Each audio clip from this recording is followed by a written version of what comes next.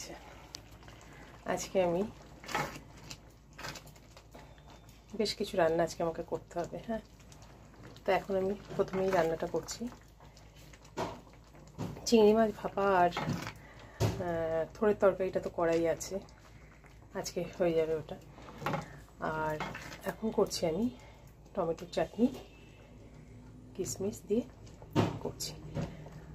তো তোমাদের অনেকবার বলেছি আমি, যতবারই আমি চাটনি করি না কেন, আমি চাটনিতে কিন্তু কোনো রকম তেল ব্যবহার করি না।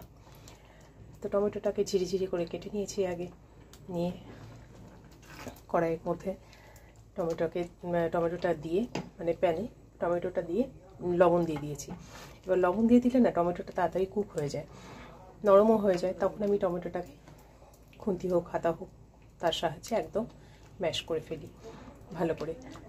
হ্যাঁ, তার মধ্যে চিনিটা দিই না, চিনিটা দিলে টমেটোটা গলে না, চিনিটা পরে দিই। টমেটো যখন একদম গলে যায়, টমেটো যখন একদম গলে যাবে তখন আমি চিনিটা দিই। এবার দেখো আমি এখানে দিয়ে দিয়েছি কিশমিশটাও, আমি একসাথে দিয়ে দিয়েছি টমেটোর সাথেই, কেননা তাহলে কিশমিশটা বেশ ফুলে ফুলে যায়। হ্যাঁ, তো দেখো মোটামুটি হয়ে এসছে। এখন আমি চিনিও দিয়ে দিয়েছি, সামান্য একটু নামমাত্র দিয়েছি হলুদ। ঠিক আছে, দেখো দেখো টমেটোটার বীজগুলো কিন্তু আমি যখনই টমেটো চাটনি করি টমেটোর বীজ কিন্তু ফেলে দিই, এবং রান্নাতেও যখনই আমি টমেটো দিই, যে রান্নাতেই হোক, সে ডালেই হোক ঝোলেই হোক যাতেই হোক না কেন, আমি কিন্তু সবসময় বীজটাকে ফেলে দিয়ে ব্যবহার করি। ঠিক আছে, দেখতে পাচ্ছ কিশমিশগুলো প্রথম দিকে দিয়ে দেওয়াতে একদম ফুলে টইটুম্বুর হয়ে গেছে। তো দেখতেও ভালো লাগে, খেতেও ভালো লাগে। এবার আমি শেষে কি দেব দেখতে থাকো। লবণ আর চিনি, সামান্য নামমাত্র হলুদ তো দেওয়া হয়ে গেছে। বাকি যে জিনিসগুলো দেব সেটাও তোমাদেরকে দেখাবো। আর একটুও কিন্তু আমি জল দিইনি, যা এই টমেটোর থেকে জল বেরিয়েছে আর চিনির থেকে গলেছে, কেমন এক ফোঁটাও কিন্তু জল এতে পড়েনি।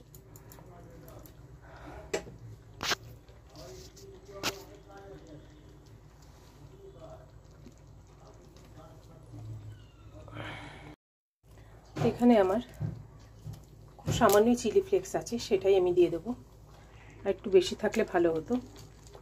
তো এই চিলি ফ্লেক্সটা দিয়ে দিলাম। এতে কী হবে, টমেটোটার একটু ঝাল ঝাল ভাবটা আসবে, ভালো লাগে চাটনিতে। একটু যদি চিলি ফ্লেক্স দেওয়া যায়, আমি থাকলেই আমি দিই। তো আজকে খুব সামান্য রয়েছে, দিয়ে দিলাম। তোমরা চাইলে এরকম 2 প্যাকেট বা 1 টেবিল স্পুন মতো দিয়ে দিতে পারো, যদি চাটনির পরিমাণটা বেশি হয়। ঠিক আছে, তো এটা দেওয়া হলো। এখনও দেব, আরও একটা জিনিস বাকি আছে, সেটাও দেব। সেটা নামানোর আগে দেব, দেখতে থাকো। আর একটু হোক।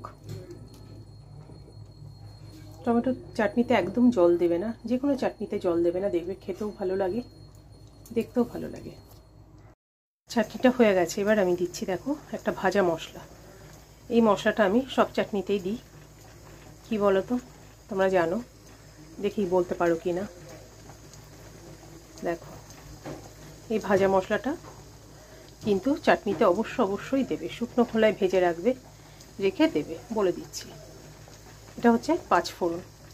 5 ফোড়নটাকে শুকনো খোলায় ভেজে নেবে, একটা হালকা সুন্দর মিষ্টি গন্ধ যেই বেরোবে তখন নামিয়ে নেবে। ঠিক আছে, এটা দেওয়া হয়ে গেল আমার।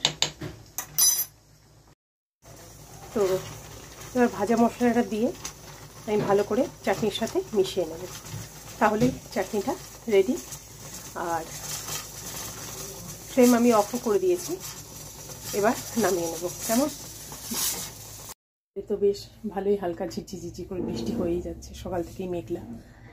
যাই হোক, তো চাটনিটা হয়ে গেছে। এবার তোমাদের আমি ফাইনাল দেখিয়ে দিই কেমন হয়েছে। আর তোমরা আমাকে অবশ্যই জানিও কেমন লাগলো। কেমন, মশলাটা কিন্তু অবশ্যই কিন্তু সবাই দেবে, তাহলে টেস্টটা কিন্তু অসাধারণ আসবে। সব রকম চাটনিতে, আমের চাটনি বলো, আনারসের চাটনি বলো, হ্যাঁ, পেঁপের চাটনি বলো, টমেটোর চাটনিতে তো দেবেই, দারুণ লাগবে। তো তোমাদের কেমন লাগলো জানিও অবশ্যই।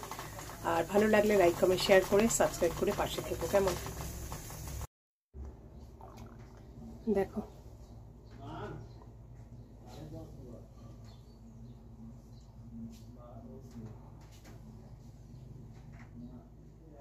চাটনিতে জানি না একটু তেল দিলে বোধহয় গ্লসি ভাবটা আসে, কিন্তু আমার তো গ্লসির দরকার নেই, যেটাকে শরীর মন দুটোই ভালো থাকবে সেটাই ভালো, কি বলো? তো আমি সেই জন্য তেলের ব্যবহারটা চাটনিতে আগে করতাম, বছর 2-3 হলো একদমই করি না। তো ভালো লাগলে অবশ্যই জানিও, আর এইভাবে তেল ছাড়া অবশ্যই করে দেখো।